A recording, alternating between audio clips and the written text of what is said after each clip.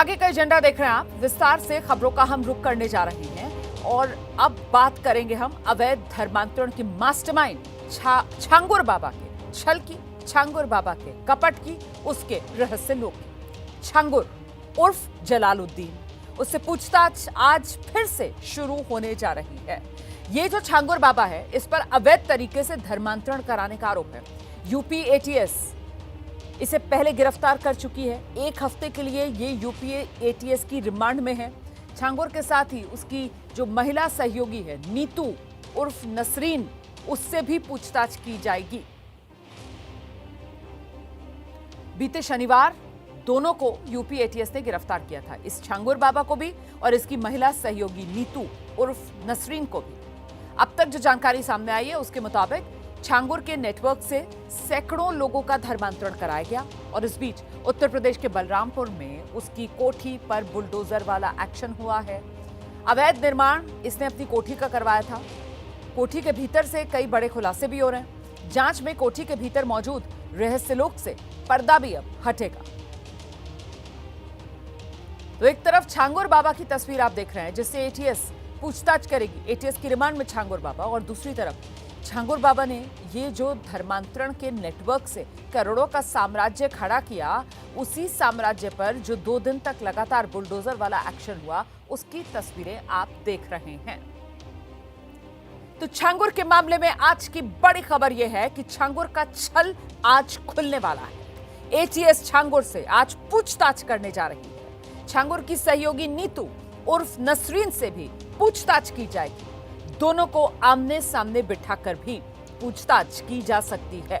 तो छांगुर और नसरीन को बलरामपुर में उनकी कोठी पर भी ले जाया जा सकता है और वहां ले जाकर भी एटीएस पूछताछ कर सकती है। दोनों एटीएस की रिमांड में हैं। गिरफ्तारी दोनों की शनिवार को की गई थी। देखिए कैसे उत्तर प्रदेश के बलरामपुर में यह धर्मांतरण का खेल चल रहा था और बीते कई साल से चल रहा था धर्मांतरण का खेल। सरकारी जमीन पर यह 40 कमरों का महल नुमा मकान बना लिया गया था और सोचिए जरा, स्थानीय प्रशासन को भनक तक नहीं लगी। एटीएस की पड़ताल अब हो रही है और इसमें नया खुलासा हो गया है। जानकारी मिल रही है नेपाल बॉर्डर पर छांगुर ने एक प्लान बनाया। वो प्लान क्या है, इसके बारे में खबर सामने आ रही है कि सीमा से सटे जो जिले हैं वहां पर जमीन खरीदने का प्लान। इस्लामिक दावा सेंटर शुरू करना चाहता था। नेपाल बॉर्डर पर मदरसा बनाना चाहता था। तो नेपाल बॉर्डर पर भी मदरसा बनाना चाहता था ये छांगुर बाबा। सीमा से सटे जिलों में जमीन खरीदी इसने, ये जानकारी सामने आ रही है। वो जो कहा जा रहा है कि करोड़ों का साम्राज्य इसने बनाया, तो उस करोड़ों के साम्राज्य में देखिए कहां कहां इसकी संपत्ति।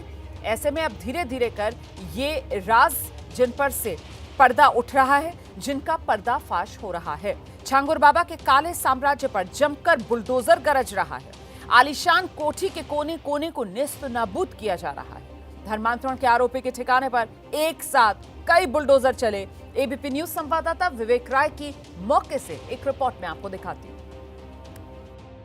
जमालुद्दीन उर्फ छांगुर बाबा पिछले 4 दिनों से चर्चा का विषय बना हुआ है। चर्चा इसलिए क्योंकि उसने बड़े स्तर पर लोगों का धर्मांतरण कराया है और इसी कारण अब जो उसका आशियाना है, उसका जो बंगला है, उस पर बुलडोज़र भी चल रहा है। 2 दिनों से यहाँ बुलडोज़र चल रहा है। ये उसका जो आलिशान बंगला है, आलिशान आशियाना है, उसका ये बड़ा गेट आप देखिए और इस गेट से अंदर जब हम घुसेंगे तो ये 2 तरफ ये जो आवास है वो आप देखिए। एक बायां हिस्सा जो उसको ज़मींदोज़ किया जा रहा है, जिसका कारण ये है कि जो ज़मीन है अवैध ज़मीन पर इसको बनाया गया था, इसको इस कारण जो है इसको ज़मींदोज़ किया जा रहा है। 2 बार पहले भी नोटिस सर्व हो गई थी, लेकिन तब जमालुद्दीन की तरफ से किसी ने कोई जवाब नहीं दिया था। इसके साथ साथ दाहिनी तरफ में एक हिस्सा जिसको लेकर के इसके कागज़ वैध बताए जा रहे हैं, इसलिए ये फ़िलहाल ये यथावत बना रहेगा।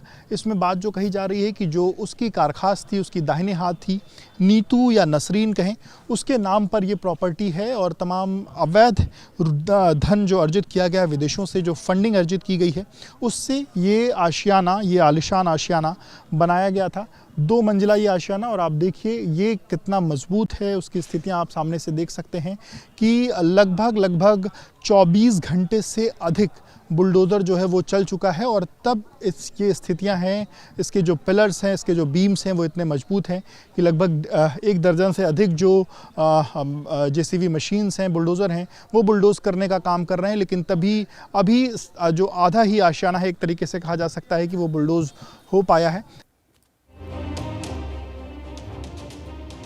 और आइए सीधे आपको लेकर चलेंगे, हमारे साथ हमारे सहयोगी विवेक राय इस वक्त मौजूद है। जरा विवेक से जानते हैं। विवेक, एक तरफ बुलडोजर वाला एक्शन जो पिछले 2 दिन हमने देखा, वहीं अब छांगुर बाबा रिमांड में एटीएस की और वो पूछताछ का सिलसिला भी शुरू होगा। इसको लेकर आज का अपडेट क्या है?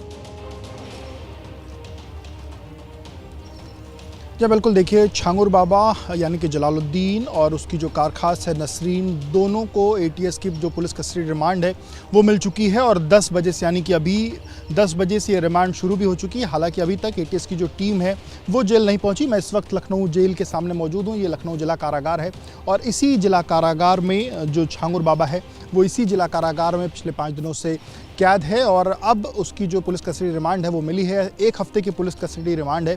16 तारीख की शाम 6 बजे तक वो एटीएस की कस्टडी में जो है वो रहेगा, और इस दौरान एटीएस तमाम वो सवाल जवाब उससे करने वाली है, जिसमें 100 करोड़ की फंडिंग का भी मामला है। इसके अलावा वो धर्मांतरण के लिए किन किन नेटवर्क का इस्तेमाल करता था, विदेशों में जो उसकी यात्राएं अभी तक निकल के सामने आई हैं, उन यात्राओं के दौरान उसकी कितने मुलाकातें हुई, किससे मुलाकातें हुई। एक सोर्स ये बताता है कि लगभग 3,500 से 4,000 के करीब में उसने अपने जो फॉलोअर्स हैं वो बना रखे थे, और उसमें अधिकतर हिंदू धर्म के लोग थे जिनको वो कन्वर्ट कर रहा था। इसके अलावा ये भी कहा जा रहा है कि सैकड़ों की संख्या में लोगों का उसने जो कन्वर्जन है वो कर लिया था। तो ये तमाम ऐसे पहलू हैं, लोगों को कैसे बरगलाता था और फंडिंग कहाँ से आती थी, क्योंकि सबसे बड़ा जो नेटवर्क है, सबसे बड़ी जो चीज़ है कि लोगों को वो पैसे का जो लालच है वो देता था, जिसमें कई ऐसी जाति बिरादरी के लोग हैं जिनको 15-16 लाख, 10 से 12 लाख और इस तरीके से 5 से 6 लाख अलग अलग सबके रेट थे, जिनको रेट दे करके उनका जो कन्वर्जन है वो कराता था और कैसे लोगों को बरगलाता था। ये तमाम ऐसे तथ्य हैं जिसके बारे में पुलिस पूछताछ करेगी। नसरीन से भी पूछताछ होने वाली है, क्योंकि नसरीन ही सब कुछ बाबा का एक तरीके से कारखास थी, सब कुछ नसरीन बाबा का देखती थी। और जब पिछले 2 महीने से बाबा अपने बलरामपुर के आशियाने से फरार होकर के लखनऊ के एक होटल में बंद था, तब भी नसरीन उसके साथ उसी एक होटल के उसी एक कमरे में लगातार लगभग 2 महीने रही है। यानी कि नसरीन के पास भी सारे सबूत हैं। और नसरीन और नवीन बोरा, जो